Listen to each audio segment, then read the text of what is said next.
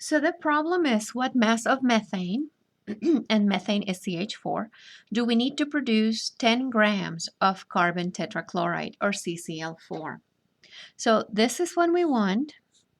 And this is the equation right here. So you mix methane with chlorine gas, and you make tetrachloride, and you also make HCl. The first thing you do with any equation is to make sure that it's balanced. So I have one carbon on the left, one carbon on the right.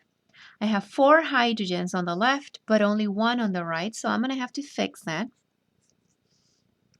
Now that I have a 4 over here, I have a total of 4 chlorines plus 4 more. I have 8 here. Over here I have 2, but we can fix that really easily by putting a 4 in there.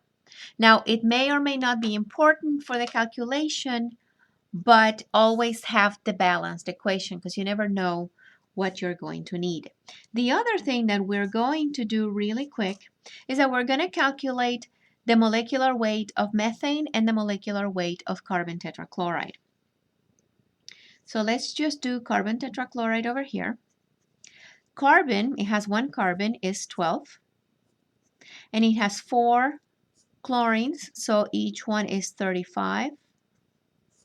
So that gives us 152 grams per mole.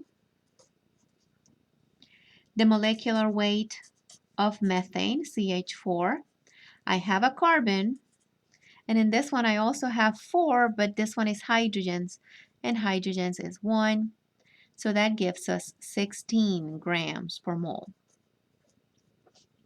We need the molecular weights to be able to go from grams to moles and moles to grams.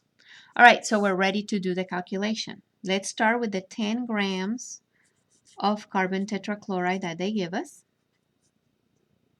And we're going to convert the grams of carbon tetrachloride to moles of carbon tetrachloride.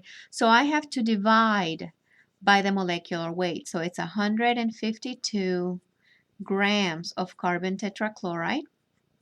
That is exactly 1 mole of carbon tetrachloride.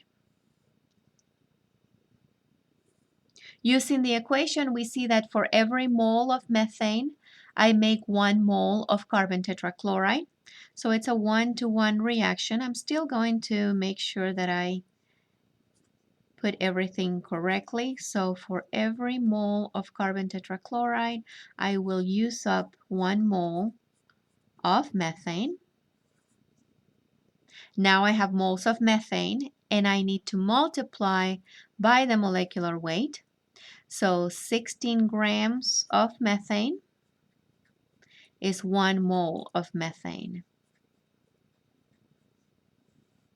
Before I do the whole calculation, I want to make sure that my units all cancel. This is mole of carbon tetrachloride, mole of methane, and the only unit I have left is the grams of methane. So that gives us 1.0 grams of methane. So for every gram of methane that I use, I will produce 10 grams of carbon tetrachloride.